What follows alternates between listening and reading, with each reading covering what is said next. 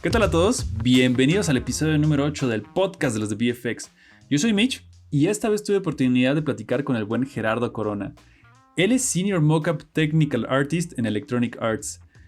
Yo conocí a Gerardo cuando él estaba trabajando en HCG, porque bueno, él fue uno de los socios fundadores junto con Hans y Carlos Vilchis. De hecho, si quieren saber un poquito más de HCG, pueden irse al episodio 1, donde Carlos platica un poco sobre lo que es.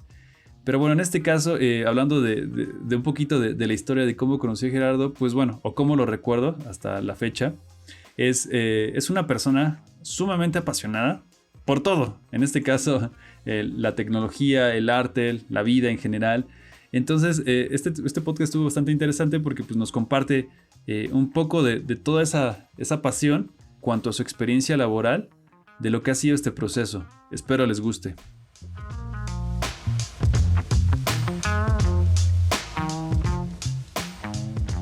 Gerardo Corona Sorcini, Senior Mockup Technical Artist, ¿correcto? Correcto. Cuéntame un poco, ¿qué es? Pues mira, ahorita, al día de hoy estamos trabajando dentro de Electronic Arts, pero Electronic Arts, como bien lo sabes, es una corporación bastante grande y mucha gente tiene esta impresión de EA como este behemoth, ¿no? de la industria de los videojuegos que nada más absorbe estudios pequeños y demás. Pero una vez que entras te das cuenta que la filosofía y la visión de EA es bastante diferente a lo que la gente a veces tenemos cuando estamos por fuera. EA está distribuida en distintos grupos y distintos estudios, y yo soy parte del grupo que se llama EA Create. Y dentro de EA Create hay varios departamentos. Y uno de los departamentos es el departamento de captura o de adquisición, donde hacemos y proveemos los servicios de captura de movimiento, captura facial, escaneo, todo aquello que podemos adquirir del mundo físico para ayudar en el desarrollo y visión de algún videojuego. Dentro de este departamento de captura se divide en 3 equipos. Tenemos el equipo de adquisición de datos, el equipo de postprocesamiento y el equipo de tecnología. Cada uno viendo una vertical del negocio. Entonces, la gente de adquisición de datos, bueno, están al frente, en las trincheras, llamémosle, haciendo la captura continua de información para cada uno de los videojuegos.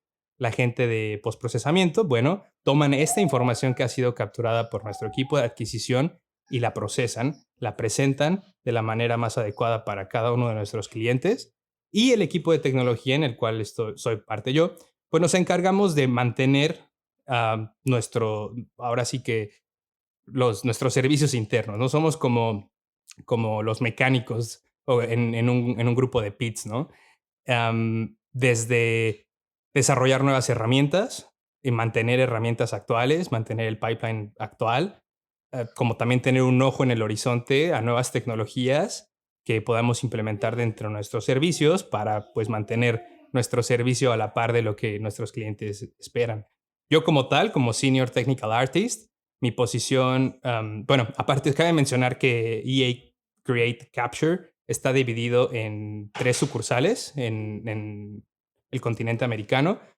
La primera y la más grande está en Vancouver. La segunda está en Los Ángeles, que es donde estoy yo y donde estoy a cargo yo. Y la tercera está en Florida, que es un pequeño estudio que tenemos allá de previsualización. Entonces yo dentro de mi rol como Senior Technical Artist en Los Ángeles, pues yo me encargo de la operación de los sistemas de nuestro laboratorio o nuestro stage de captura de movimiento aquí en Los Ángeles.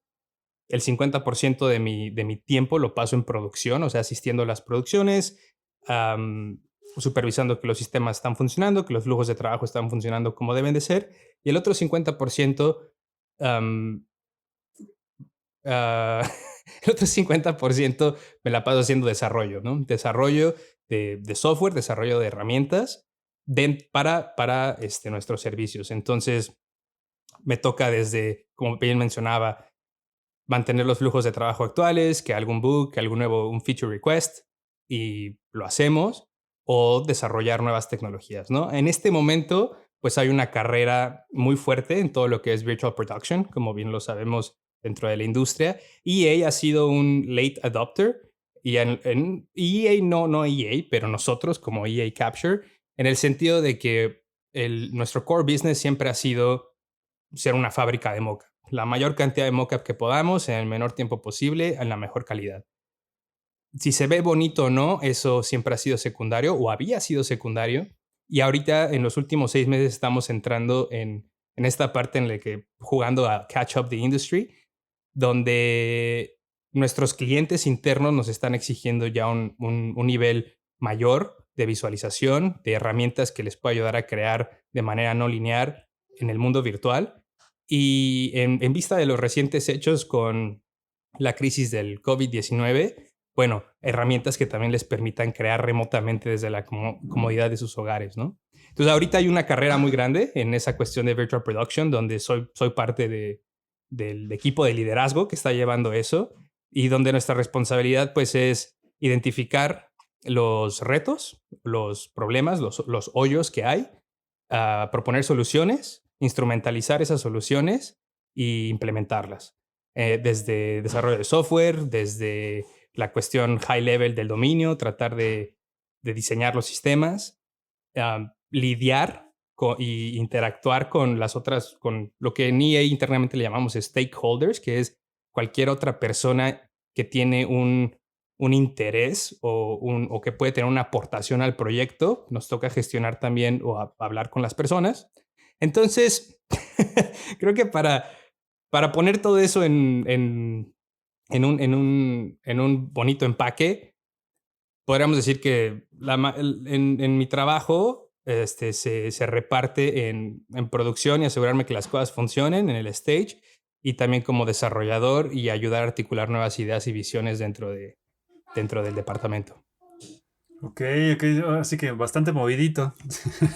Está movidito, está interesante. La verdad es que siempre me he caracterizado por ser una persona bastante técnica, pero siempre he entendido que cualquier equipo y cualquier pues sí, o sea, cualquier tecnología, cualquier equipo es solamente tan fuerte como cada uno de los miembros del equipo, ¿no? Entonces, es difícil en este mundo hacer las cosas solo. Y a veces, cuando somos más jóvenes, tendemos a querer tener esos actos heroicos, como yo lo hice, como para tener esa luz. Pero mientras más tiempo pasa y nos hacemos viejos y maduramos y entendemos, y precisamente yo creo que en la industria como tal de VFX y del CG, es una industria pequeña. La gente va y viene y la gente se transforma. Lo menos que quieres es trabajar con gente que sea difícil. Una de las reglas de oro que tenemos es como no seas, o sea, en PGA es como no seas tonto, ¿no? O sea, no te comportes como un tonto. O sea, sé la persona con la que quieres trabajar. Entonces, empiezas a entender ese tipo de cosas, de que la única manera para ir adelante es con las demás personas y no nada más contigo. Entonces, es algo que me ha traído mucho balance a mí en cómo hago las cosas, porque ya no es nada más Gerardito tratando de hacer las cosas por sí solo y tratando de hacer cosas nuevas, sino que es Gerardo entiende el problema, toma un paso hacia atrás, ve qué personas clave dentro del equipo pueden ayudarle a hacer esta visión y entre todos le damos hacia adelante, ¿no? Entonces, eso es algo que me gusta y que he tenido la oportunidad de ejercitar dentro de EA para poder llevar a cabo estos proyectos.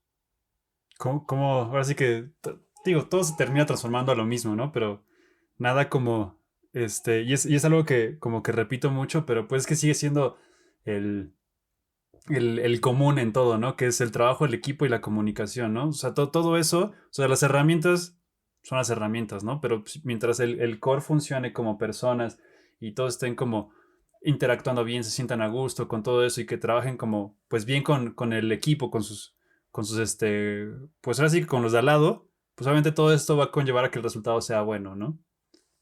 En efecto, en efecto. Yo creo que eso, em, no sé si todos lo sufran, no sé. Y cuando me refiero a todos, me refiero a gente con distintos backgrounds y al final cada quien tiene su historia, cada quien tiene su carrera y llega un momento en la vida en la que tratas de mirar hacia atrás y decir, bueno, yo soy el resultado de todas las decisiones que he hecho, ¿no? Pero no nada más las decisiones que he tomado, sino soy el resultado, la factorización de mis costumbres, de mi cultura, de mi educación. Entonces, cuando ves a otra persona que también tiene, no sé, 30 años de vida y tal vez 10 de trayectoria y que tiene una manera diferente de ver las cosas, lo que he aprendido es que no necesariamente es de que la persona sea obstinada o sea negativa, sino que tienes que entender un poco el de dónde viene para saber cómo es, ¿no? Y que si quieres también hacer un cambio o quieres am, en- proponer una nueva idea, una manera diferente de hacer las cosas, tienes que entender eso antes de simplemente como ponerlo allá afuera. O sea, es como esa cuestión de no ser tan territorial y tan impulsivo, sino tratar de entender a las personas realmente y conectar con ellas, ¿no? O sea, algo que yo he aprendido am, es que, y porque me ha tocado, ¿no? Cambiar cambiar de empresas o cambiar de equipos de trabajo en algo de tiempo. O sea, en los últimos 5 años tenido la oportunidad de ser parte de 3 equipos de trabajo.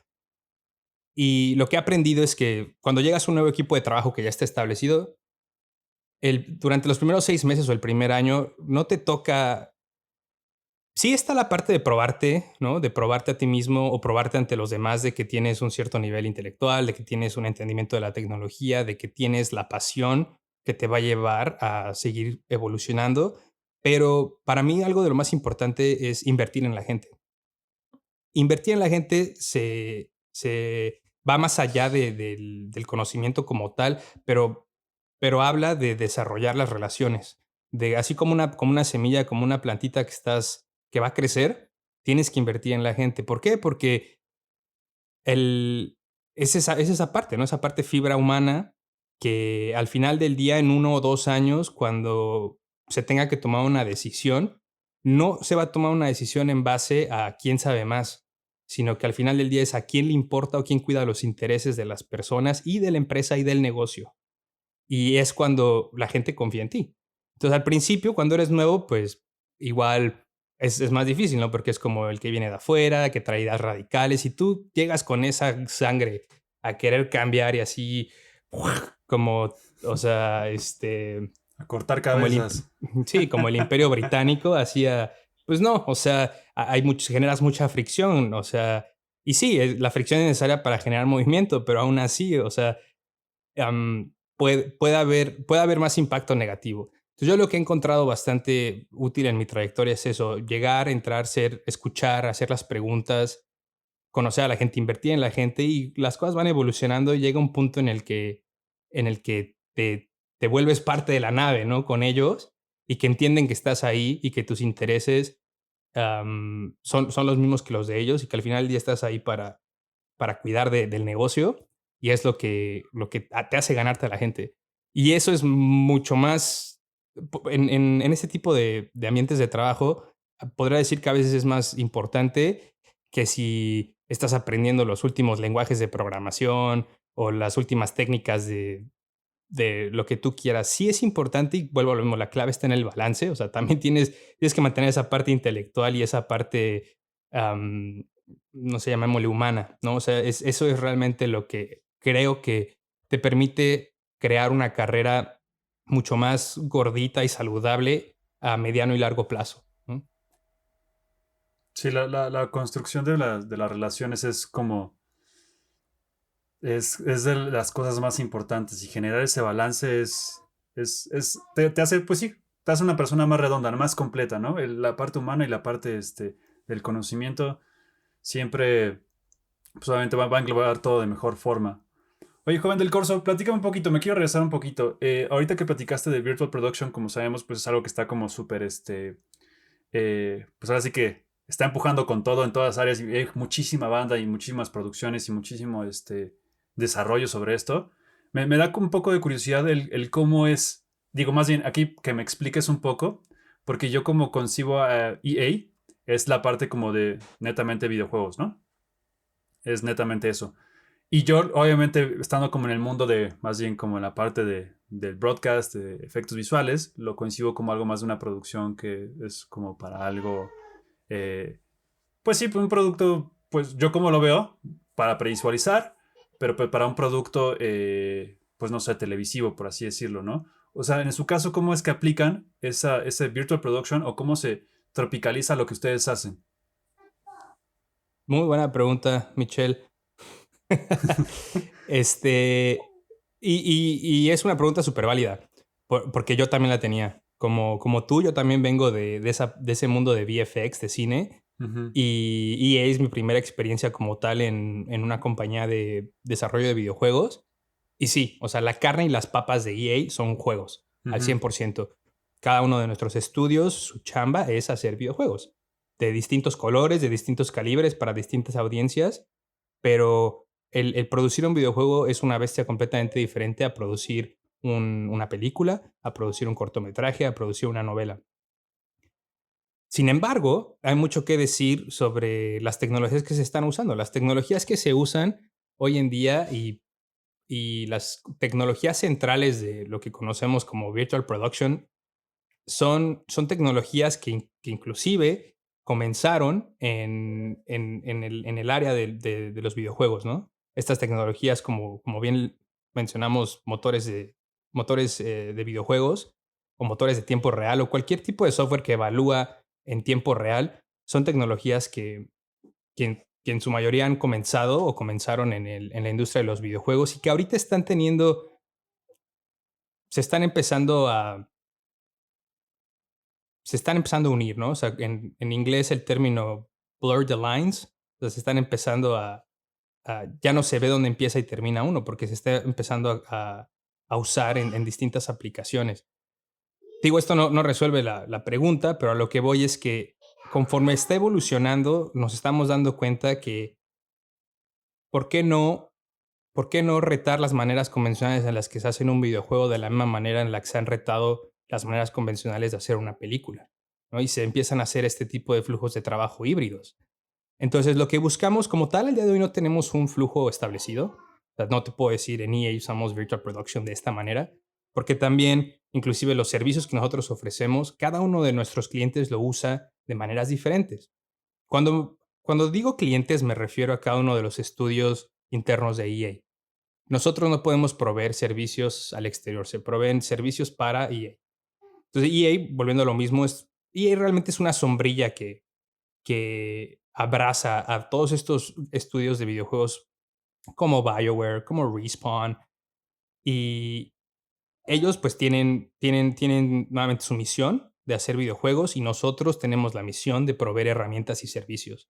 Y las herramientas que proveemos, como bien menciono, pueden ser usadas de distintas maneras por distintos estudios. Por ejemplo, tenemos estudios como Tiburon, que está en Florida, que son los que es el estudio responsable de juegos como Madden, que pues es fútbol americano. Y por ejemplo tenemos estudios como BioWare, que son responsables de juegos como Anthem o juegos como Mass Effect. Entonces te puedes dar cuenta que son videojuegos completamente diferentes, equipos completamente diferentes, y nosotros lo que hacemos es hacerles una oferta de tecnología. Y ellos toman lo que necesitan en base a cómo ellos trabajan y lo usan.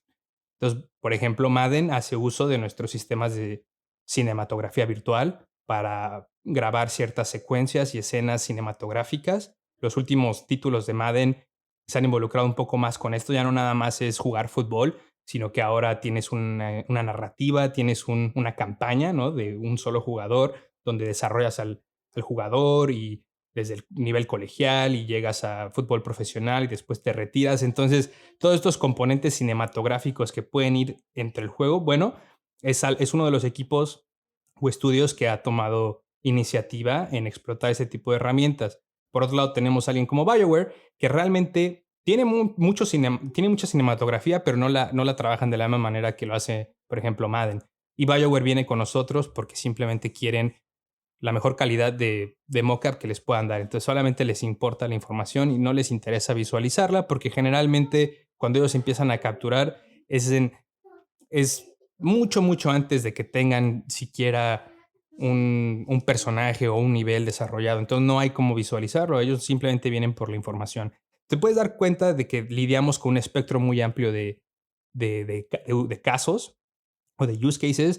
Entonces, es difícil. Nuestro reto es cómo podemos desarrollar una oferta de herramientas cuando tenemos todas estas variables, ¿no? Y entonces toca realmente entender, bueno, qué es lo que, qué es tratar de abstraer, ¿no? Tratar de abstraer esos conceptos en qué es lo que fundamentalmente podemos ofrecerle a cada estudio y que puedan usar de distinta manera.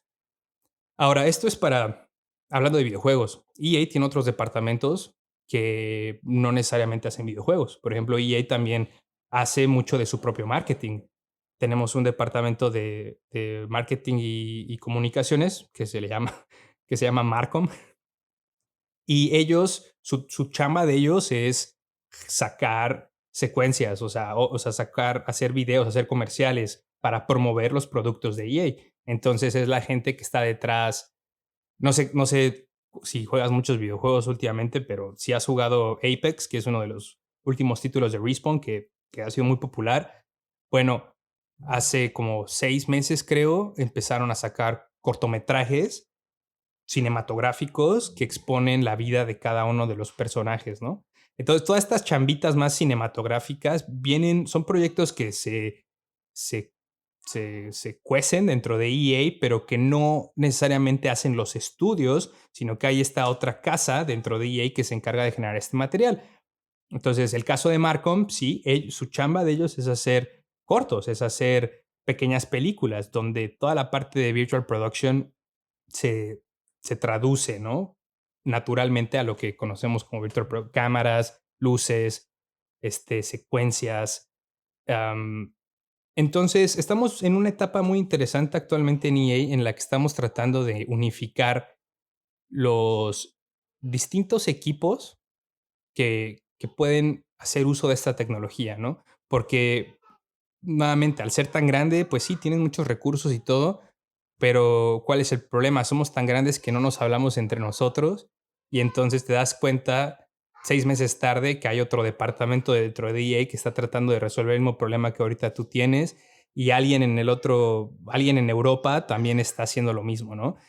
Entonces, parte ahorita de la visión de esta carrera de Virtual Production en EA es unificar a todos los grupos que de alguna manera pueden hacer uso de tecnologías en tiempo real, tratar de abstraer los conceptos fundamentales y estandarizarlos. Entonces, no sé si eso resuelve un poco la No, sí. pregunta, No, claro que sí. pero creo que siendo un poquito más concretos y más en la respuesta, nuevamente, o sea, varía de estudio en estudio, varía de juego en juego cómo usemos esto. Puede ser desde simplemente visualizar a los personajes en el stage para ayudar a los actores a entender las proporciones o las condiciones en las cuales están haciendo algo, como puede ser más avanzado en cuestión de establecer herramientas para narrativa visual y narrativa cinematográfica, como ahorita que bien te mencionaba, es una tecnología que nos está permitiendo llevar la producción a la comodidad de las casas de los directores o de las personas que están involucradas en algún proyecto, porque podemos hacer un deployment de las escenas que tenemos y, por ejemplo, en el motor de videojuegos, y puedes tú entrar desde tu computadora al runtime y puedes estar viendo el stream desde Canadá o desde Los Ángeles y puedes ayudar a dirigir no sé, las cámaras o los actores, ¿no? Remotamente. Entonces, las aplicaciones son variadas y precisamente ahorita esa es parte de nuestra chamba. O sea, el poder concretamente armar una paleta de productos, un catálogo de productos y servicios que podamos ofrecer para los siguientes 2, 3 años y lo que viene, ¿no? Sí, no, me hace mucho sentido lo que dices, o sea, no lo... Y es por eso que era mi duda, porque pues te digo, o sea, lo visualizo más bien como del otro lado, pero digo, tiene mucho sentido lo que dices, ¿no? Pues sí, o sea, la televisión, el cine, los videojuegos, están todos entremezclados ahora, ¿no? O sea, utilizas tecnología de esto para esto y esto para esto, o sea, todas las tecnologías están mezclando y digo, hace mucho sentido el cómo lo están trabajando, solo que no lo alcanzaba a ver de esa manera, ¿no? Entonces, por eso me parecía como muy interesante. Entonces, sí se resolvió la pregunta. Súper, súper. Es que luego me pasa que me meto en mis agujeros de gusano y cuando menos me doy cuenta ya pasaron 20 minutos y no resolví nada. Fíjate que me pasa lo mismo, pero a veces lo que me pasa es que ya no me acuerdo de la primera pregunta. Nah. Así, ¿puedes repetir la pregunta, por favor, Sanavia? Exacto, exacto. Ya estaba tan metido en el comentario que me había olvidado del punto principal. Oye, no, pues está bastante interesante. Muy, muy, muy interesante esta parte. Y sí, porque ya hay muchos estudios que también hacen justo eso. O sea, con esta situación, trabajar remotamente, ¿no? Y más con estos sistemas de motion capture para tener estos previs, o sea, los que están dedicados a eso. Entonces, sí, es como la tendencia. Y de hecho, hay como muchísimas noticias ahorita en ese sentido, ¿no? De cómo es que puede que evolucione esto en caso de que se alargue más o esta situación tome como mucho más fuerza. Cómo puedes seguir produciendo y cómo ahora pues las producciones o los generadores de contenido van a apoyarse más de este mundo, ¿no? De este mundo o de estas herramientas que facilitan los trabajos. Es un momento interesante, definitivamente.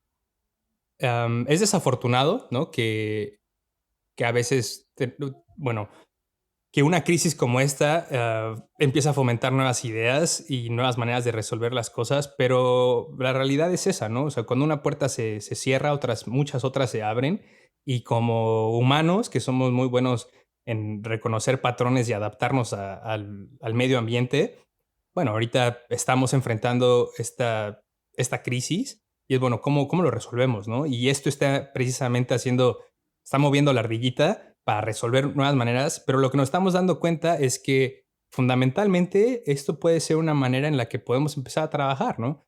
EA, nuevamente regresando a EA, por ejemplo, es una compañía que a raíz de esto del COVID nos ofreció a todos trabajar desde casa, ¿no? Ya llevamos más de casi 4 meses trabajando desde casa y por lo menos vamos a estar otros 2 meses trabajando en casa, pero realmente la efectividad o eficiencia de la compañía no ha bajado.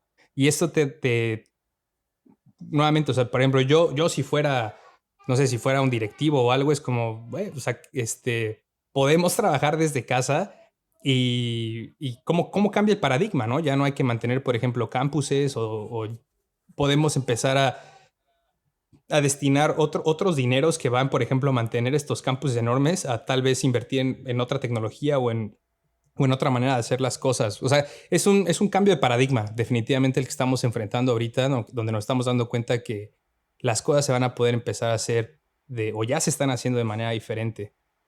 Sí, Y que todo está conectado. Sí, sí, ¿No? y es que eso que mencionas es súper importante porque, o sea, solamente o muchas de las veces hasta que no sucede algo así, no tomas acción cuando antes no es que no lo pudieras hacer, ¿no? Igual no querías hacerlo porque a veces necesitas tener como a la gente ahí, como para sentir que trabajan, digo, es cosas de mentalidades, pero pues sabes que algo que te obligó como a tomar esta decisión por una situación que está pasando a nivel global, dices, oye, pues también está funcionando de esa manera, ¿no? Y entonces igual, si esto en algún punto se soluciona, significa que sí se puede trabajar de esa manera, ¿no? O sea, no digo que todos sean así, pero pues es como dices, este cambio como de tuerca, obligado, porque pues no hay de otra, pero pues está viendo como resultados, que es lo más importante, ¿no? Es eso, hasta que uno no sale de su zona de confort se da cuenta de lo que es capaz. Sí. Es una de las estrategias que yo empleo. Me gustaría decir diariamente, obviamente no lo hago diario, pero cada vez que me enfrento con alguna decisión importante o en mi vida, trato de verlo desde esa perspectiva, ¿no? O sea, no es hasta que tú te sales de tu zona de confort que te pones nuevamente en una situación que es incómoda, en la que por tu mismo mecanismo de defensa vas a, vas a averiguar cómo hacerlo de una manera diferente, pero igual de eficiente, ¿no? Y es como tú creces y es como tú te das cuenta de, también puedo hacer esto también. Y es una muy buena estrategia precisamente cuando uno se siente medio estancado o que se siente muy cómodo. Siempre he pensado que cuando ya te sientes muy cómodo es el momento en el que tienes que cambiar, ¿no? O sea, la vida no es estática, la vida no puede ser siempre crucero, o sea, siempre tiene que haber altos y tiene que haber bajos y lo importante es aprender a identificarlos, ¿no? O sea, cuando uno está arriba es ok, disfrútalo, te lo has ganado, pero entiende que vas a volver a estar abajo. Cuando estás abajo, aprende, abraza esos momentos bajos, esos momentos azules, porque entiende que es temporal, vas a salir de ahí, pero aprende, de lo que está pasando, ¿no? Y es cuando volvemos a lo mismo del principio, el balance, esa dualidad, eso es lo que nuevamente te hace una persona, un profesionista más redondo y que nos permite poder lidiar y enfrentar los retos de no solamente dentro del stage, dentro de la oficina, pero también fuera de ellos, ¿no? Sí, sin duda, es súper, súper, súper importante eso que mencionas. Pues aprovechando como en esto que platicabas, me gustaría saber un poco del cómo llegas a donde te encuentras hoy en día, ¿no? Sabemos que estás en EA, en Los Ángeles, pero pues está interesante conocer un poquito de lo que ha sido, hasta dónde te has estado, bueno, el camino que has recorrido para llegar a donde estás hoy, ¿no? Entonces, me gustaría que nos compartieras, que platicaras un poquito de ese show, ¿no? ¿De dónde sale tu interés por el motion capture? O sea, ¿cómo es que terminas especializándose o siendo algo como tan específico, ¿no? Porque es una tarea particular, obviamente, que te ha llevado a diferentes, bueno, ha tomado un rumbo. Y aquí mismo, o sea, quiero aprovechar como para hacer toda esta serie de preguntas y redondearlas. Alguna vez escuché que me pareció bastante padre, escuché un podcast que hiciste con Victoria Atkins cuando estabas allá en... Entonces me dije, la verdad lo escuché y yo soy una persona que se emociona fácilmente, ¿no? Y me gustó un montón, me refiero a que, pues digo, está muy padre porque se me hace como, o sea, yo me sentí orgulloso, ¿sabes? O sea, como dije, qué padre, o sea, eh, que Gerardo esté como viviendo eso y sea un punto de referencia de alguna u otra forma no sé, o sea, me gustó bastante, ¿no? Entonces, sobre este comentario primero me gustaría que me definieras, porque me gusta mucho esa pregunta que hace ella, porque el podcast que hace ella es dedicado a performance, ¿no? Ese es el Performance Capture Podcast, que está muy bueno, si pueden, escúchenlo. Y ella siempre lo que hace es, primero, definir qué es motion capture, ¿no? Entonces está padre porque cada quien tiene, como no hay una definición como tal cual, primero es como define, de acuerdo a la visión de las personas, qué es lo que para ellos es, ¿no? Y sobre esto que te platico es primero que me digas, ¿cómo nos describes motion capture? Quiero tomar su pregunta. Y después que me platiques cómo es que llegas a esto.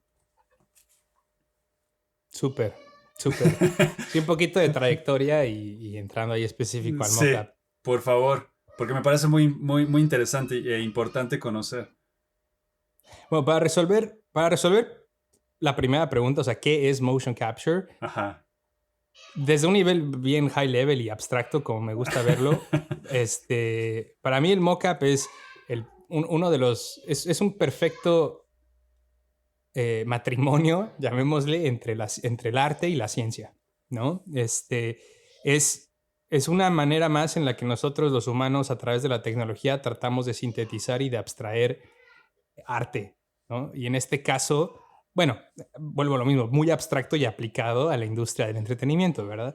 Habrá quien me diga, oye, pero pues si soy un biomecánico y estoy estudiando, no sé, o sea, un análisis, o sea, una marcha de algún animal, así eso no es arte. Digo, se puede presentar como arte, ¿verdad? Pero Claro, claro.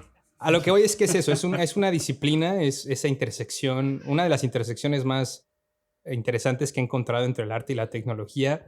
Y creo que una de las razones por las que me enamoré tan perdidamente de esta disciplina es porque yo siempre me he considerado una persona nuevamente muy analítica, muy técnica, pero siempre tengo un corazón y una afinidad por el arte. Sin embargo, en mi crecimiento y en mi desarrollo nunca lo exploré. O, por ejemplo, no vengo de una familia artística, en mi familia no hay nadie que toque un instrumento. Entonces es difícil, ¿no? Es difícil si tú tienes ciertas inquietudes, pues si lo más que hacen es como, bueno, aquí hay una guitarra, ve a clases, pues ok, ¿no? Pero pues no soy un virtuoso artístico y en mi familia nunca hubo alguien como que también desarrollar esa parte artística, pero yo siempre tuve esa inquietud y más, mientras más crecí y todo, me di cuenta que la tecnología podía ser mi instrumento, mi catalizador, mi puente hacia el arte, ¿no? Si bien no puedo tomar una guitarra y tocarla y componer una canción en mi cabeza, puedo usar una computadora para hacer un track o puedo puedo, a través de la computadora, puedo programar algo y hacer algo de arte. Precisamente creo que el CG también y todo lo que es animación en 3D es precisamente esa simbiosis en la que a través de algo tan metálico o concreto como una computadora, puedes crear algo tan vivo y orgánico como una animación o como una pieza de arte. Entonces, para mí eso fue lo que me enamoró. Dije, esta es una de las maneras en las que puedo explorar mi lado artístico a través de la tecnología, que es lo que conozco y es lo que yo me considero un poquito o sea, me considero más bueno, ¿no? O sea, o me considero bueno, o tengo esa parte técnica, esa parte analítica. Entonces fue un excelente balance para mí y fue lo que me agarró, ¿no? En su momento. Y, y hablando de la trayectoria, bueno, pues va de la mano. O sea, siempre fui una persona que mostró mucho interés por la tecnología, por las computadoras en particular. Recuerdo que cuando tenía como 8 años, yo dibujaba mucho, me gustaba dibujar muchos robots.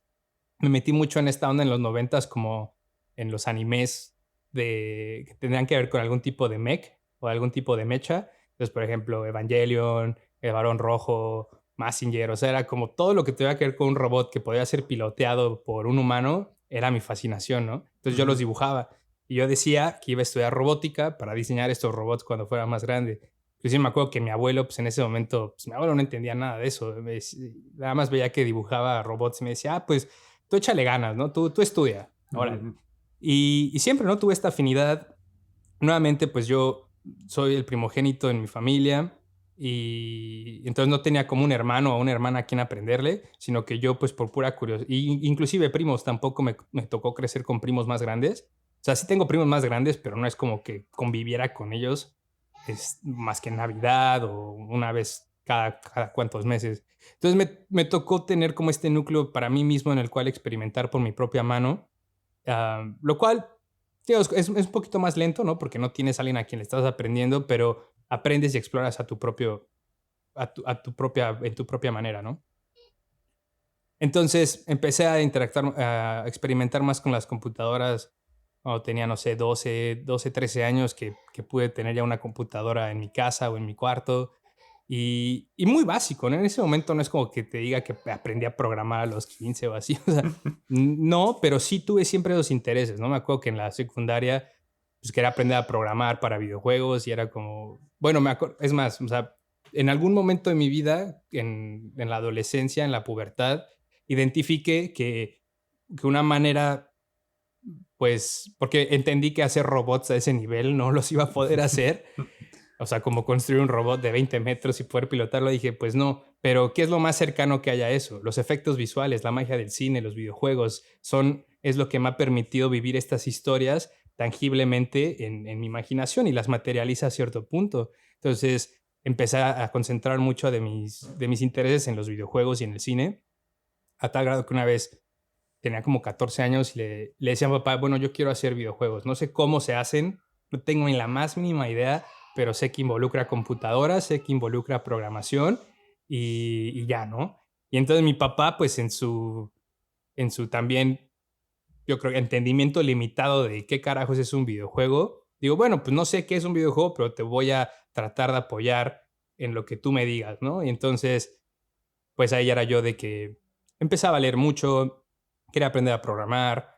En su momento, pues en México la industria todavía estaba muy esbelta. Empezaba a ver ya ciertas ferias y conferencias. Me acuerdo mucho creo que se llamaba, no sé si me acuerdo bien del nombre, pero creo que se llamaba Creanimax o algo así. Era una conferencia en Guadalajara que empezaron a hacer por ahí de los 2000, no me acuerdo qué año, pero precisamente tratando de empezar a promover un poco más y la reciente industria del videojuego en el país. Y me acuerdo que identifiqué eso y mi papá, vamos, ¿no? O sea, no sé ni qué voy a aprender o con quién voy a hablar, pero vamos, o sea, el solo hecho de de empezar a conocer cierta gente o ver cuál es el estado en el país me puede dar una mejor idea, ¿no? Y mi papá pues me llevaba a estas conferencias y a veces participaba conmigo, a veces no, me dejaba que yo solito hiciera mi cosa, pero pues esto, ¿no? O sea, siempre tuve su apoyo directo de mis padres en yo tratar de perseguir lo que yo quisiera y yo solito iba instrumentando mis ideas a tal punto en el que reconocí que como más o menos cuál era el camino que tenía que tomar. Pues sí, aprender a programar, aprender los paquetes de desarrollo creativo, como en su momento todavía era Maya, era parte de Alias, ni siquiera era parte de Autodesk. Y este tipo de herramientas, ¿no? Y me acuerdo que compraba las revistas que venían en el Sanborns de Aprende a modelar 3D y que eran así como 2 hojas que te decía paso 1, paso 2, paso 3, ya así. Y tú dices, ¿cómo pasas de aquí a acá? Era una época interesante porque me pegaba la cabeza contra la pared muchas veces porque no tenía como tal un tutor todavía tal vez ya te masticaba el inglés, ya tenía, o sea, creo un conocimiento, un dominio o un entendimiento del idioma, entonces podía leer artículos o los manuales en inglés y ya le agarraba, ¿no? Pero aún así, pues no es lo mismo a que hoy en día ya tienes plataformas completas como Pluralsight o todos estos sitios en los que puedes aprender lo que quieras inmediatamente, ¿no? Tienes esa gratificación instantánea. Antes era más difícil, había que picar un poquito más de piedra. Entonces me acuerdo que en algún momento, pues como todo, ¿no? Aparte eres adolescente, estás creciendo, tienes muchísimos intereses, muchísimas cosas. Entonces a veces había temporadas, ¿no? Había temporadas donde me ponía más las pilas, había temporadas donde me ponía a hacer otras cosas. Pero ya cuando llegó el momento en el que terminé la preparatoria o sea, ya tenía un plan como universitario en mi cabeza, ya tenía todo planeado, quería venirme a Estados Unidos a estudiar en una de las universidades en ese momento. Y creo que todavía hoy en día am, ejemplares para todo lo que es videojuegos, que es DigiPen. Y ya tenía como mi plan, ya tenía, o sea, las becas que iba a aplicar, mi papá me iba a apoyar para poderme venir acá y financieramente y todo. Esto fue en el 2007-2008, que es cuando también pega lo de la crisis, ¿no? En ese momento. Y mi papá pues, se quedó sin chamba. Muchas cosas cambiaron en la familia. Pero para mí fue un ejercicio súper, súper interesante porque fue la primera vez que me enfrenté con un reto de este calibre, ¿no? O sea, como adolescente, en el cual entendí, bueno, tienes dos opciones, ¿no? Tienes la opción de mentar madres y decir, ay, ¿por qué me pasa esto a mí? Y volverte amargo con esta experiencia de que ya no vas a poderte ir. O tienes la experiencia de tomar lo que tienes y hacer con lo que tienes, ¿no? Entonces fue como, ok, no pasa nada, no me voy a ir a Estados Unidos, voy a ser solidario con mi familia, pero entendí en ese momento que la única manera de que yo pudiera seguir con este camino, yo tenía que empezar a poner el ladrillo y el cemento para todo este camino, ¿no? Y entonces, en ese momento entendí que tal vez no iba a poder perseguir el desarrollo de videojuegos como yo lo quería y lo puse como en stand-by, pero empecé a chambear, empecé a trabajar. Yo tenía 15, 16 años cuando empecé a trabajar y tratar de ganar una lana para apoyar en esta transición de mi familia. Entonces empecé a trabajar de muchas cosas. Mi mamá en su momento empezó un negocio de comida rápida, tenía una cocina económica, bueno, le ayudaba ahí a meserear, a lavar los trastes. Mientras sí, en ese momento, como ya no me pude ir a Estados Unidos, dije, estaba estudiando la prepa en la UVM, digo, les voy a dar el gol, en Querétaro, y dije, bueno, pues en la UVM te dan chance de que puedas pasar a la universidad prácticamente automáticamente, y dije, bueno, pues mira, de no hacer nada, empezar la universidad aquí también y estudiar algo relacionado, dije, pues va, ¿no? O sea, el tiempo, pues, yo nunca hay que tener miedo de ir lento más que de quedarse parado, ¿no? Entonces dije, pues aunque sea por aquí, y empecé a estudiar mecatrónica en la UVM. Y a la par, pues tenía beca y todo ese desmadre para, para, sa- para tratar de compensar por esta cuestión económica. Y le ayudaba a mamá en la cocina.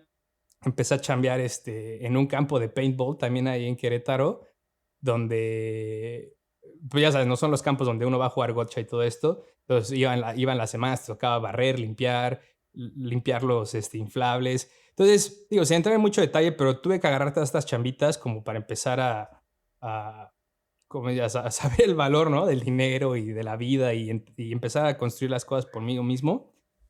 Y estudié mecatrónica en la UVM, en Querétaro. Estuve ahí 3 años y fue como cuando me empecé a meter un poco más en la robótica y todo esto. Pero creo que fue como en séptimo semestre o en sexto semestre que empecé a llevar una materia de dibujo asistido por computadora Y,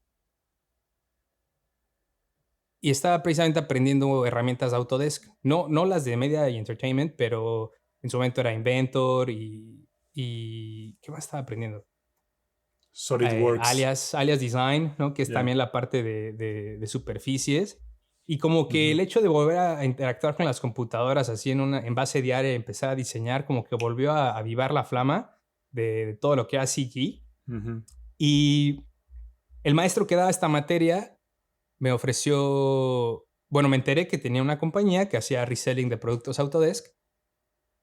Y yo le pregunté, oiga, profe, y ahí donde usted trabaja no enseñan Maya, no enseñan Max o Modbox, o sea, que era la parte de M&E. Me dice, no, pues ahorita no tenemos quien enseñe, no tenemos clientes que lo pidan, pero si te interesa, ¿por qué no vienes a trabajar con nosotros, no? O sea, como un trainee, como un internado. Ujú.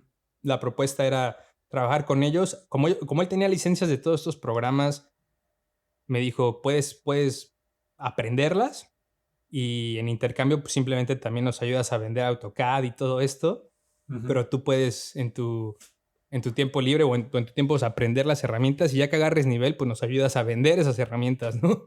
Entonces Ujú. dije, pues va, o sea, dije, había maneras limitadas de tener acceso a estos programas porque antes no era como que pudieras comprar un Maya LT o subscription base, tenías que pagar las licencias, ¿no?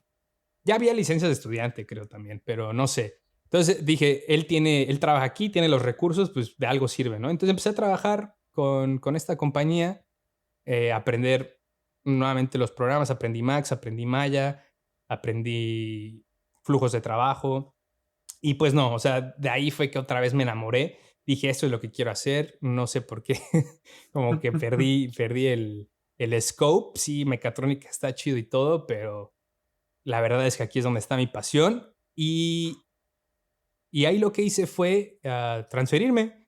Me transferí precisamente de VM Querétaro a Lomas Verdes, que es donde estudiaron ustedes, y empezaba la carrera, ¿no? De ITIAD. Ya tenía Ujú. yo creo como 1 o 2 años cuando yo tomé la decisión. Y afortunadamente, pues al ser VM, pues me respetaron el tronco común y todo, ya simplemente tenía que llegar a estudiar las especialidades. Me mudé a México, en su momento, pues toda mi familia se estaba estabilizando, entonces parte de lo que yo había chambeado y ahorrado fue para hacer la mudanza a México y empezar a pagar la carrera en México. Los primeros 6 meses llegué a vivir con mis tíos, ya después de ahí me independicé un poco y fue justamente cuando conocí a Carlos Vilchis, quien también ha sido partícipe en este podcast. Y de ahí empezamos a generar una buena relación, primero como roommates. Me empezó a jalar a sus proyectos, empecé a trabajar con él como artista 3D, como generalista. Y después de un par de años y de muchas experiencias, buenas, malas, pero al final de todas, al final de todo enseñanzas, decidimos empezar este proyecto, ¿no? De HCG, que viene ya cubierto en su totalidad, pero fue donde precisamente yo descubrí el motion capture, ¿no? En la universidad y con HCG. Y me acuerdo que en su momento yo estaba pasando por una etapa en la que me fascinaba todo en el mundo CG, pero no sabía realmente en qué me iba a especializar, ¿no? Yo decía, me encanta la parte de arte, me encanta modelar, me encanta componer, me encanta programar, pero como que no quería todavía casarme con una sola. Y no tienes que hacerlo, ¿no? O sea, una vez que ya también pasa mucho tiempo, entiendes que todo está relacionado, pero en su momento el ejemplar más claro para mí fue encontrar Mockup nuevamente, o sea, esa parte muy técnica que era como, ok, yo entiendo computadoras, entiendo sensores, entiendo cámaras, entiendo programas, ok, pero puedo hacer algo hermoso, puedo poner unos puntos, puedo capturar y puedo hacer que esta nube de puntos se convierta en una bailarina de ballet. Me encantó, ¿no? Y el hecho de que tenías control completamente sobre todo los sistemas a través de scripting, era que podías de alguna manera instrumentalizar la computadora para hacer lo que tú quisieras. Entonces me enamoré completamente y empezamos a levantar esta empresa de motion capture entre Carlos, Hans y yo, donde yo me hice responsable de toda la parte tecnológica o toda la parte técnica con los sistemas um, y con los clientes, ¿no? Me tocaba salir a instalar los sistemas. Cada vez que un cliente nuevo tiene un sistema, bueno, salir a instalar, salir a entrenar, desarrollar implementaciones, porque si bien el motion capture es una herramienta, mucha gente ve el mockup como un puente. Entonces, en México hace falta un poquito ese puente, ¿no? O sea, ok, es la herramienta y puedes llegar a esto, pero ¿cómo lo haces, no? Entonces, esa parte de educar y de implementar y de generar soluciones un poquito más robustas para nuestra industria fue donde encontré una oportunidad de trabajo, porque entonces ya no nada más era entrenar al cliente, sino era entender cómo iban a usar las cosas, qué eran lo que querían resolver y ayudarles a orquestar eso. Entonces, una de las experiencias más gratas que tuve fue trabajando con uno de nuestros primeros clientes, Imágica, que nos compraron un sistema a principios de producción de una película y me tocó con ellos prácticamente llevar el proyecto, ¿no? O sea, de la mano enseñarles, pero también supervisar las capturas. Entonces fue la primera vez que me tocó venir a Estados Unidos a chambear de en motion capture, porque la película que ellos estaban filmando en ese momento era con talento de acá, y venimos a Los Ángeles 2 semanas a hacer la primera ronda de capturas, donde era pura captura facial en ese momento, pero me tocó pues precisamente ahora sí remangarme y desde ayuda en maquillaje, puntos y todo, sistema, calibración, capturas, o sea, era así como un one-man band. Y durante 2 semanas, ¿no? Estuvimos chambeando con ellos y regresamos a México y fue pues ayudar un poco en el procesamiento de la información y las entregas. Pero al final del día fue un ejercicio en el que ellos aprendieron a cómo usar el sistema de primera mano de nosotros, pero donde yo también pude entrar y identificar cuáles eran como los principales retos que tenía el flujo de trabajo y ayudarlos con eso. Nos tocó hacer un par de reshoots en los años siguientes, pero prácticamente los primeros 3 años de HCG mi rol fue ese, ¿no? O sea, aprender de A a la Z lo que es la captura de movimiento óptica, los sistemas de Vicon, los softwares relacionados, tanto Vicon, Motion Builder, motores de videojuegos, en su momento Unity y Unreal, que bueno, siguen siendo bastante relevantes al día de hoy. Y hacer eso, ¿no? Aprender soluciones, o bueno, inventar soluciones para problemas diferentes. Y eso fue lo que me permitió crear este catálogo o más bien fue lo que me permitió como entender que los problemas tienen una anatomía diferente, ¿no? Y cómo realmente identificar en distintos clientes y distintos use cases cuáles son como las mejores estrategias. Y eso lo agradezco bastante porque fue lo que me dio un poquito ese pensamiento más analítico y crítico al momento de trabajar con motion capture, que no es nada más una sola manera para hacer las cosas, sino que realmente tienes que entender cuáles son los retos o los puntos clave del problema que se trata de solucionar. Y yo más o menos fue en el segundo o tercer año de HCG donde nosotros pues nos tocó empezar a viajar bastante, bien a otros países para hacer instalaciones, o a otros países como Estados Unidos y Canadá para atender conferencias y convenciones. Y naturalmente, volviendo a la parte de invertir en la gente, pues a mí me gustaba mucho generar estas relaciones públicas dentro de la industria, entender cómo la gente estaba trabajando en otras partes del mundo. Y precisamente en SIGGRAPH, Vancouver, del 2014, conocí a la gente de Framestore en Londres, al equipo de Mockup, que estaban presentando precisamente en el booth de Vicon lo que habían hecho para Gravity con su sistema de motion capture Vicon, ¿no? Y cómo estaban empezando ya estamos hablando hace 6 años, ya tenían sus flujos de trabajo, lo que eventualmente era la antesala de Virtual Production, cómo estos estudios ya lo estaban materializando. Y fue una experiencia bastante grata, porque en su momento yo me sentía así ya como que a huevo, ya conozco, ya sé. Y llega un punto, ¿no? En el que te sientes como que ya sabes, y realmente es solamente como la antesala darte cuenta de todo lo que te falta por descubrir, ¿no? O sea, sí. ese primer plató, ¿no? O sea, y que precisamente nos daban todas estas experiencias en SIGGRAPH. Y fue cuando me di cuenta, dije, ¿sabes qué?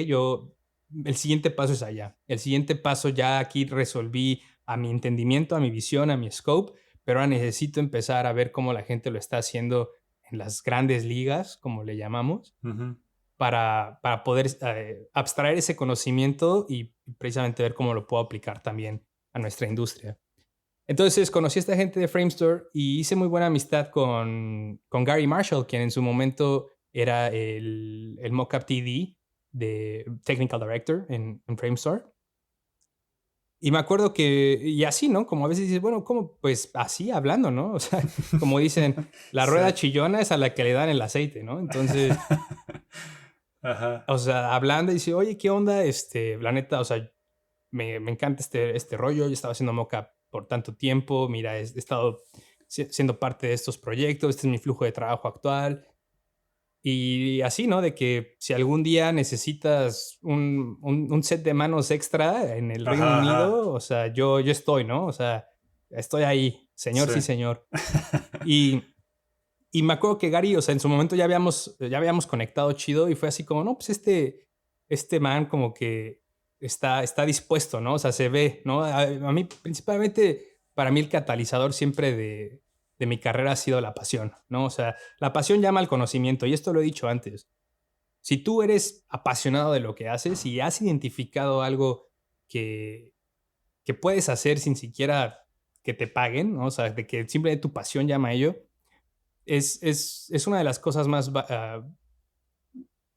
importantes que puedes hacer, ¿no? Porque esa pasión es el motor principal que te va a llevar a tener más conocimiento, a aprender esto, a aprender al otro. Y eso eventualmente es lo que te hace ascender. Si fuera la manera contraria, por ejemplo, digamos que eres bien inteligente, que sabes todo y que eres un erudito, pero la verdad es que no te mueve o no te apasiona, pues de nada sirve porque vas a estar siempre ahí como estancado, ¿no? O sea, o inclusive volviendo a lo mismo con las relaciones interpersonales, a veces es más difícil trabajar con alguien o mover a alguien que no le apasionan las cosas, no importa cuánto sepa. Sí. Entonces, yo creo que eso es algo que me ha caracterizado y él lo pudo ver en mí. Y no me ofreció una chamba luego, pero pasó un año más o menos cuando él no me acuerdo si me escribió o nos hablamos, pero me dijo, ¿sabes qué? Ya me voy a mover, me voy a la oficina de Nueva York de Framestore porque estamos empezando a hacer otros proyectos y, y me están jalando para allá, es una nueva chamba, lo cual significa que pues hay un espacio aquí en Londres Ujú. para lo que estoy haciendo yo, todo esto de jalar el sistema, operar el sistema, resolver problemas. Me dice prácticamente lo que tú has estado haciendo en México, pero acá.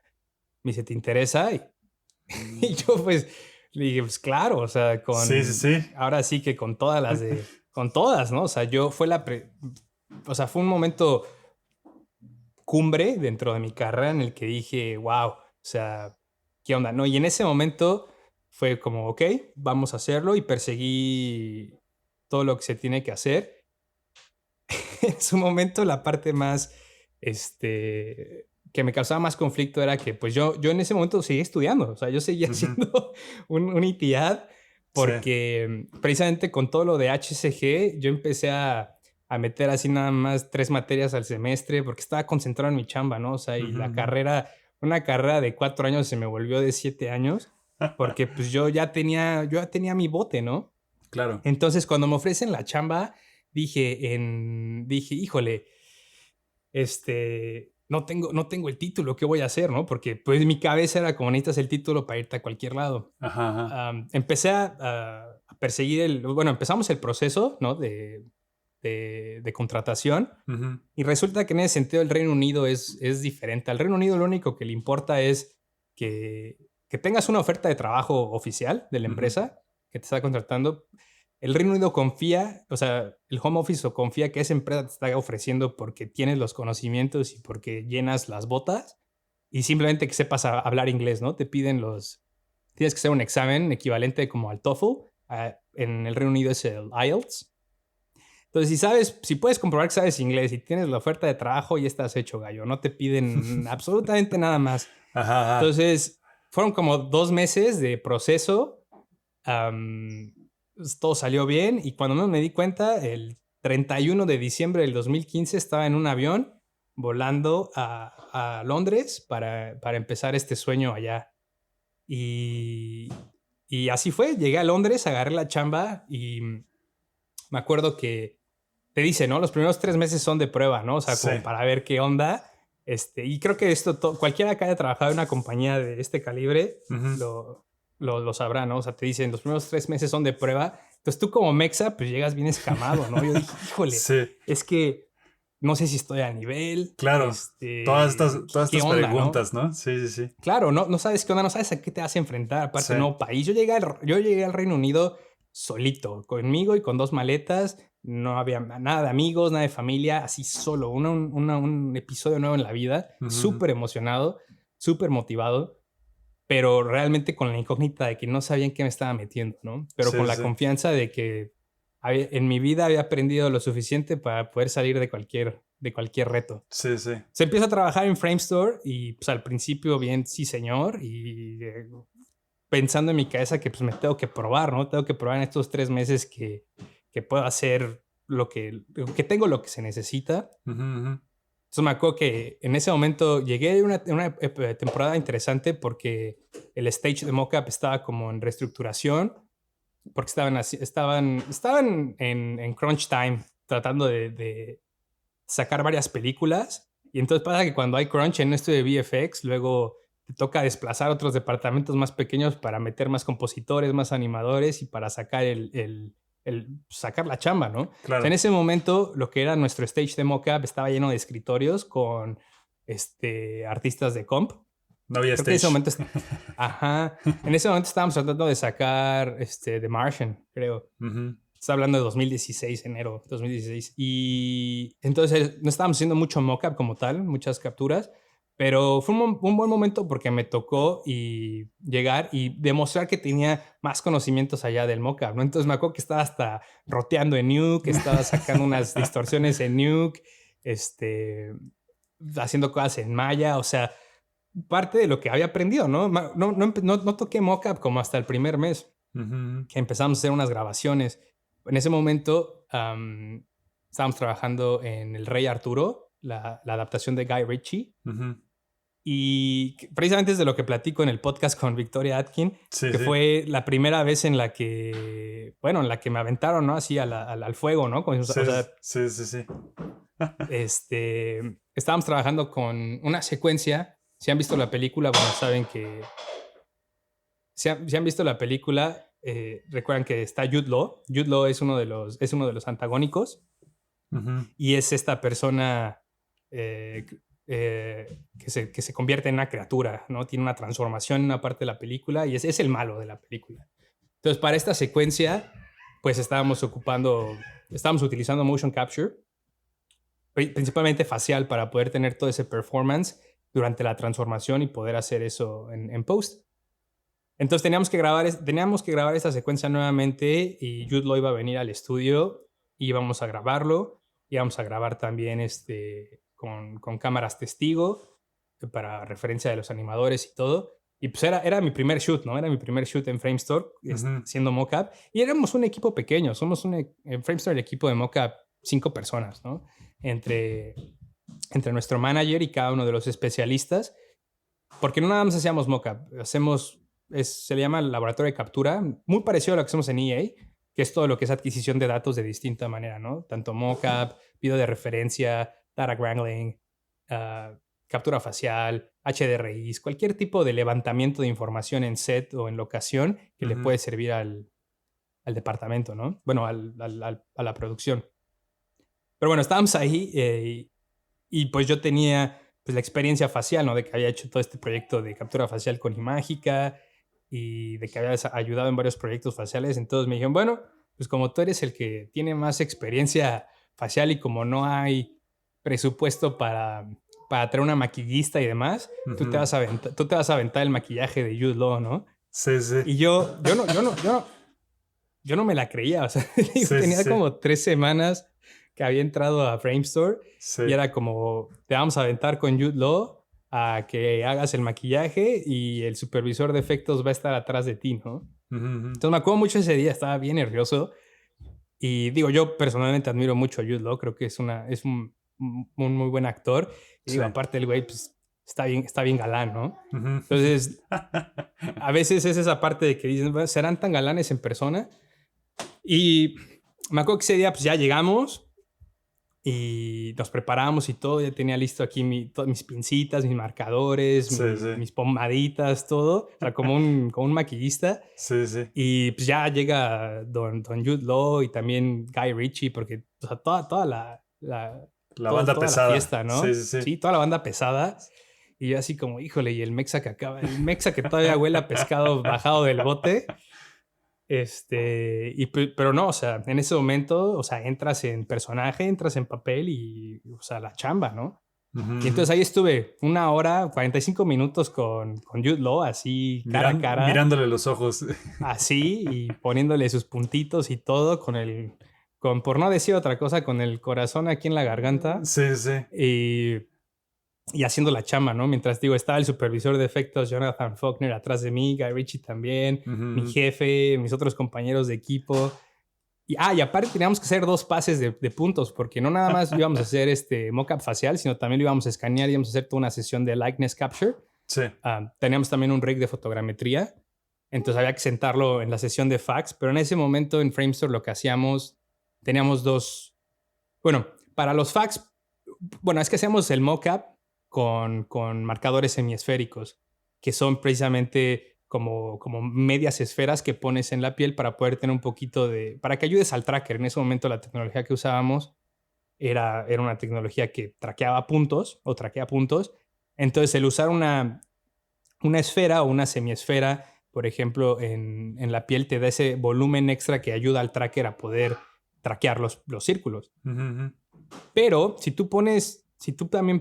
pones esos marcadores cuando haces la sesión de fotogrametría, quiere decir que en tus nubes de puntos, al momento de escanear, vas a tener esa información también, o sea, Sí. esa protuberancia. Y obviamente no queríamos eso, entonces teníamos que hacer dos fases. Teníamos que hacer una con puros marcadores de tinta, o sea, sobre la piel, para el escaneo de fax, Ujú. que no afectaran la malla. Y después de eso sacarlo otra vez y sobre cada uno de esos puntos, como 70 y tantos puntos, poner las semiesferas para la captura facial. No era un excelente flujo de trabajo, pero era lo que hacíamos en ese momento. Sí. Te das cuenta cómo también hasta en las grandes ligas las cosas luego se improvisan y tienes que al final del día sacar la chamba, ¿no? Sí, es eso, ¿no? Porque Entonces me tocó... pensamos que todos los flujos de toda esta banda, de lo que consideramos como todas estas empresas de alto nivel, todo es perfecto, ¿no? Exacto. Nuestra visión es esa, ¿no? Entonces es como, ok, está este nervio, pero pues eso está muy, muy padre, ¿no? Saber que todos somos humanos. No, y te das cuenta precisamente que sí, o sea, son empresas grandes y tienen todo este respeto, pero en este tipo de campos, o sea, Ujú. todavía tan experimentales y tan nuevos y que cambian con cada producción, hay todo este espacio para experimentar y para hacer las cosas. No hay una sola manera de hacer las cosas y te das cuenta cómo activamente están tratando de mejorar sus flujos de trabajo. Entonces no es raro que hagas las cosas de una manera para una película y que para la siguiente película ya estás haciendo algo diferente o algo nuevo. Claro. O sea, está esta carrera de siempre tratar de mejorar, ¿no? Que tal vez es un poco diferente en otros campos como, no sé, animación 3D o compositing. Tal vez podamos decir que que no cambia tanto, no es tan radical, no animas de una manera en una película y la siguiente animas completamente diferente, ¿no? Generalmente hay más estructura, hay más estándar. Sí. En esta parte de captura y de adquisición, como estás lidiando con tecnologías cambiantes y que evolucionan, te toca adaptarte. Y eso es algo fascinante, es algo que me encanta porque nunca estás en un solo lugar, nunca estás haciendo solo una cosa, te toca estar en set, te toca estar en un escritorio, te toca tratar de resolver problemas de distintas maneras y eso es lo que hace este trabajo tan bonito. Pero volviendo a esa parte, pues sí, Sí. fue la primera vez que me aventaron al fuego con Jude Law, todo salió muy bien, Sí.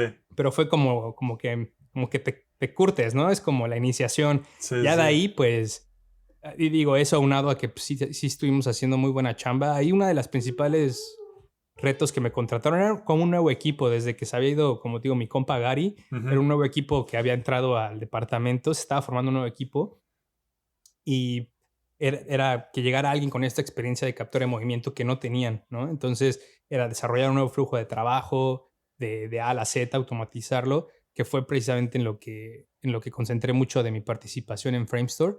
Y ahí estuve con ellos pues 3 años prácticamente, desde el 2016 hasta finales del 2019. Una experiencia increíble, un equipo de trabajo increíble. Y de ahí pues fue que dimos el...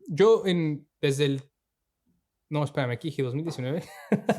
No, 2016 y finales del 2018, porque ya el 2019 me tocó acá. Yo en finales del 2018 empecé a ver maneras de poder regresar al continente americano y como te digo, llega un punto en el que hay que reconocer cuando estás como en tu zona de confort y volverte a poner fuera de esa zona de confort para seguir aprendiendo. Y yo llegué a un punto en Framestore, no quiero decir que estuviera muy cómodo, pero identifiqué varias cosas que dije, ¿sabes qué?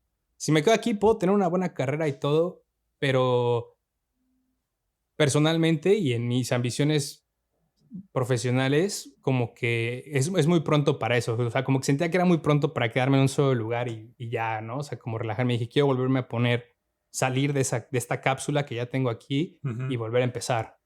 Y fue que en su momento vi que EA estaba contratando, había conocido gente en SIGGRAPH nuevamente para EA y empecé un proceso de aplicación con ellos. Muy diferente, mucho más complejo entrar a una compañía como EA, pero afortunadamente todo salió bien y nuevamente sin tener que mostrarles un título universitario. No quiero decir que no necesitan un título, muchachos. He aprendido a la mala que sí lo necesito y lo estoy tramitando, pero no me ha impedido moverme por el mundo, porque al final del día, pues el papel solamente es eso, ¿no? O sea, al final del día es la chispa, es que está aquí, que está acá. Bueno, obviamente acabo de señalar, es como, no estamos grabando video. La chispa que está en tu cabeza y en tu corazón para hacer las cosas, ¿no? Y salir adelante. Entonces, nos mudamos, nos hicimos el brinco de regreso y llegamos aquí a Los Ángeles. Bueno, pasé a México un par de semanas, pero fue en enero del 2019 precisamente, y llegamos aquí a Los Ángeles en febrero del 2019, que fue cuando empezamos toda esta chamba en EA. Y en EA o sea, la manera en la que entré y por la que me enamoró el proyecto es porque en ese momento no existía todavía EA Los Ángeles. Queremos construir un stage de performance capture en Los Ángeles para atender esta creciente demanda que estamos teniendo de todos nuestros equipos de videojuegos para poder capturar en Los Ángeles. Porque en ese entonces EA usaba vendors, o sea, otros estudios de mockup aquí en Los Ángeles para hacer su propio mockup, pero ya estábamos haciendo tanto que se puede justificar nuestro propio desarrollo. Entonces, a mí pues, o sea, parte de lo que me contrataron era para ayudar con erigir este proyecto y ya no me tocó entrar como tanto en el diseño del edificio o del stage o de todo, pero me entré en un punto en el que ya estaba todo eso, pero ahora vamos a hacerlo realidad, ¿no? Entonces, desde entrar y construir y armar estructuras, colgar cámaras, jalar cable, o sea, realmente erigir el stage. Y una vez que ya empezó a operar el stage, pues estar ahí, ¿no? O sea, ser parte de la producción y estar al pie del cañón con cada producción. Sin embargo, como bien les decía, en EA siempre la tirada de la chamba fue no estar en producción siempre, sino que también en la parte de desarrollo de software, ¿no? Entonces, yo ya tengo, desde que estaba en Framestore, ya tengo unos 3, 4 años y desde antes, ¿no? Ya más o menos ahí tenía mis pininos, mis tablas, pero como les decía, me gustaba mucho la parte de programación, la parte de scripting, y en Framestore fue donde realmente se consolidó, ¿no? Empecé a aprender lenguajes de programación y empezar a generar herramientas y todo esto, a tal grado en el que hoy en día ya es parte de mi perfil, ¿no? O sea, como escribo herramientas y genero soluciones personalizadas a los flujos de trabajo. Y eso fue también parte por lo que EA me agarró. Me dijo, ok, nos puedes ayudar tanto a la parte de mockup y a la parte del stage, pero también ya tienes un poquito esta columna vertebral de desarrollo de software y desarrollo de herramientas que necesitamos para continuar ajustando nuestros flujos de trabajo, porque en EA mucha de la tecnología es custom.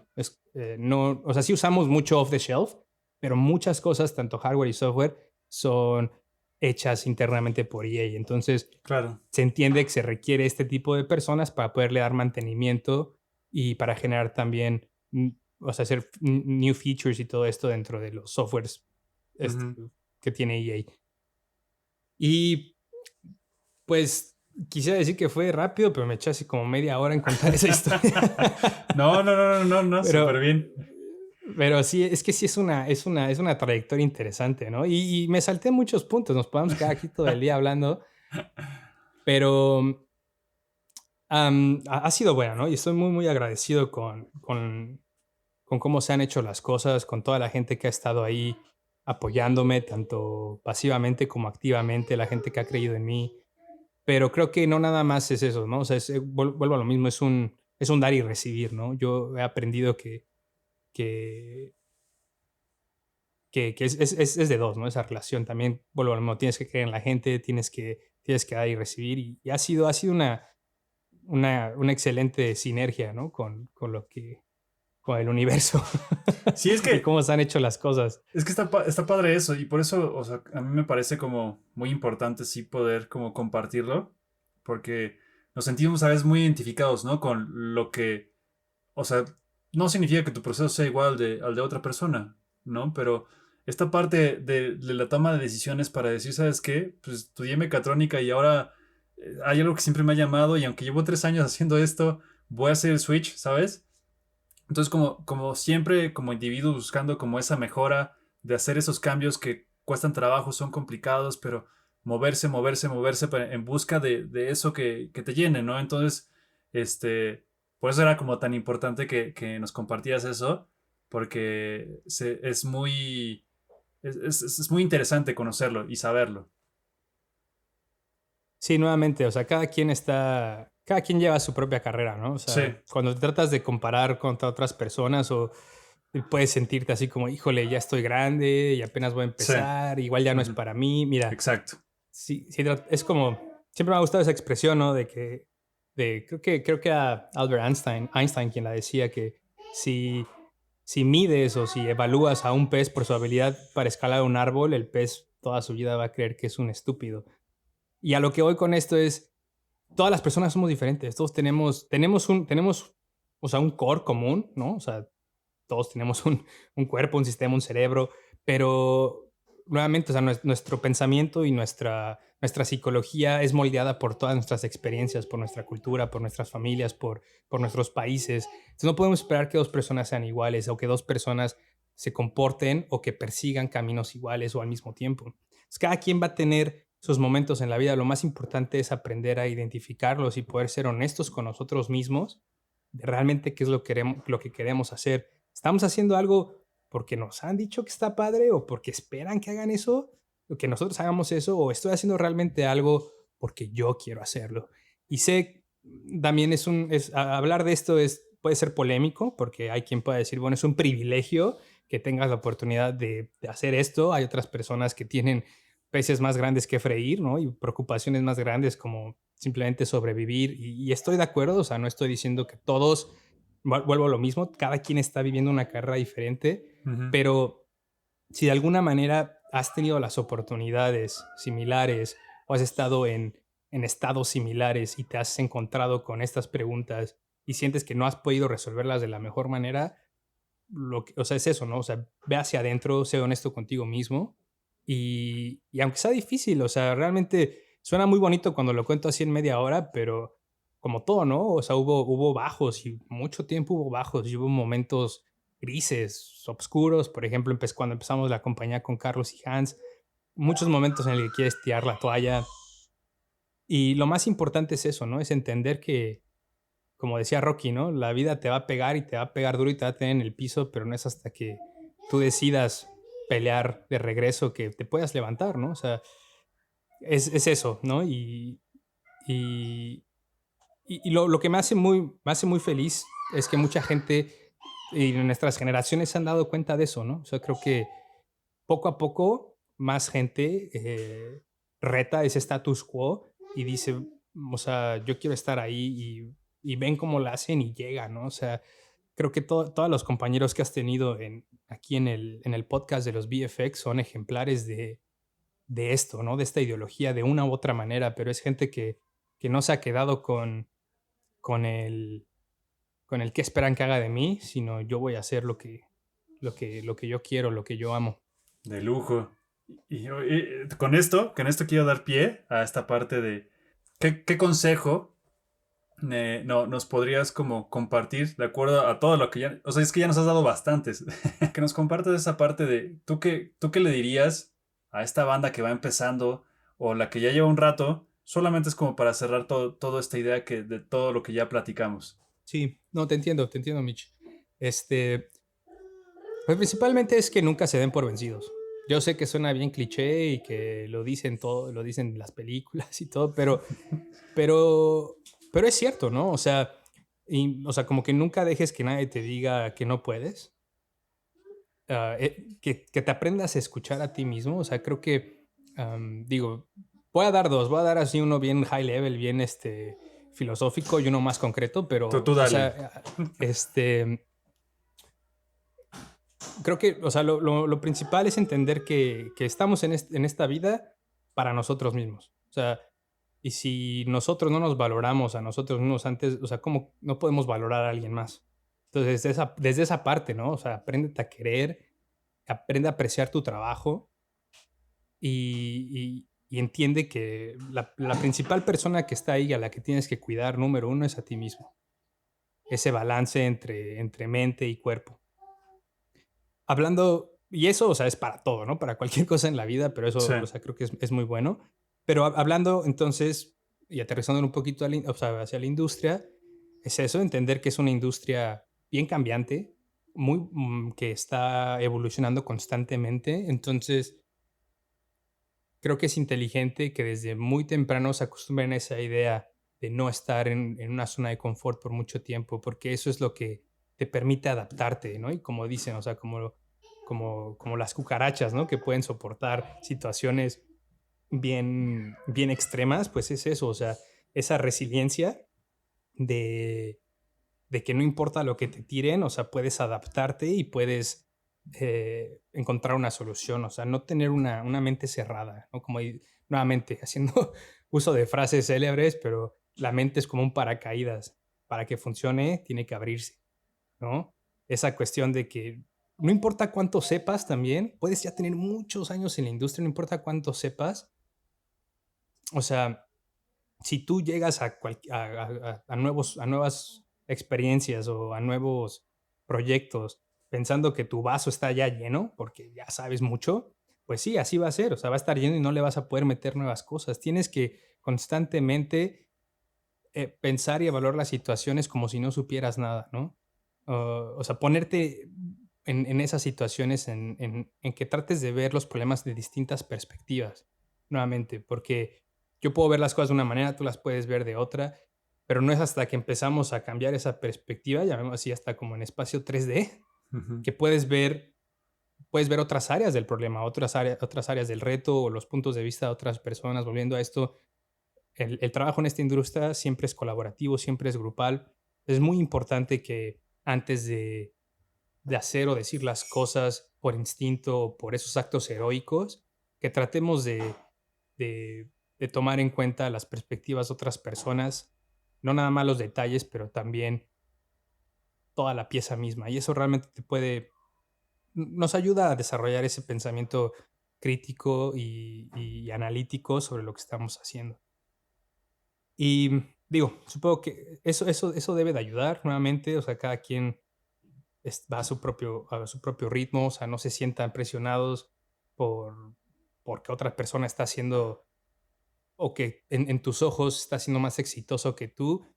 Tal vez todavía no es tu momento, o sea, va a venir, ¿no? O sea, pero siémbralo, coséchalo y abrázalo, o sea, realmente Sí. volvemos a lo mismo, ama tu propio trabajo. Y ya siendo un poquito más concretos, como consejo tal vez de herramientas o qué se necesitan o que yo considero que es importante hoy en día. Yo creo que hoy en día es muy importante que todos aprendan a programar de algún nivel. O sea, no estoy diciendo que todos tienen que ser desarrolladores de software o arquitectos de software, pero sí tener por lo menos desarrollar también ese pensamiento programático con la computadora, ya sea dentro de sus propias DCCs, o sea, si están en Maya, si están en Max, aprendan el scripting language de su programa. Porque nuevamente automatizar, ¿no? Automatizar cosas, automatizar procesos que te liberan el tiempo a ti como artista técnico, porque eso es algo que a mí me pasaba, ¿no? A veces le dabas la vuelta porque decías, no, programar, ¿no? Porque a veces también pasaba, ¿no? Pero no es hasta que entiendes que el programa y la computadora están ahí para eso, para que tú escribas sets de instrucciones muy precisos y que hagan tu trabajo más fácil. Entonces yo creo que eso es una herramienta muy valuable que todos, tanto modeladores, texturizadores, riggers, compers, o sea, todos pueden sacarle jugo. Ya escuchamos Apoyo, por ejemplo, cómo también está haciendo uso de esto en su carrera, bueno, en su chamba. Creo que es importante que todos de alguna manera aprendan algo de programación, porque pues, aparte es el lenguaje de las computadoras en el cual nosotros las usamos día a día. Y también a esto le sumo este push súper fuerte de los motores en tiempo real, principalmente Unreal Engine, Unity. Aprendan un motor. Aunque ahorita digan, pero yo modelo, yo para qué quiero un motor, o yo, no importa. O sea, la tecnología de un motor de videojuegos no es para quien hace videojuegos. Hoy en día ya es una tecnología que se va a democratizar. En los siguientes 5 años vamos a ver el crecimiento increíble de esta tecnología que se requiere en muchos sectores. Es uno de los llamados trabajos del futuro. Entonces no importa qué nivel de artista o de técnico seas dentro del CG, es importante invertir en esas tecnologías. Entonces los invito a que las exploren si no lo han hecho, y si ya están en ese barco, denle duro, ¿no? Me parece ahora sí que excelente esta conclusión, y sí, justo haciendo y recalque sobre esta parte de, bueno, coinciden muchas cosas, ¿no? De lo que he estado como o teniendo oportunidad de platicar con todos ustedes, que la parte de la programación y el real time es como un tema común, ¿sabes? Entonces está padre que conociendo a toda esta banda de diversos lados, hay como cosas que hay como un común, ¿sabes? De lo que viene, de lo que se necesita. Entonces está padre que, pues sí, o sea, estas conclusiones tienen como un comunes denominadores, ¿no? Ya sabemos de la parte como la parte personal, que es lo más importante, pero esta parte también como de las habilidades es bastante, pues sí, tomarlas en mucha consideración, porque pues se viene fuerte esta parte, ¿no? Se viene fuerte, se está usando mucho. Sí, exacto, sí, justo. Así es, mi querido Mitch. Y entonces, pues muchísimas gracias, joven del Corso. Muchísimas gracias por el tiempo. Gracias por compartir, es lo más importante. Gracias a ti por tu tiempo y tu espacio, y aquí seguimos.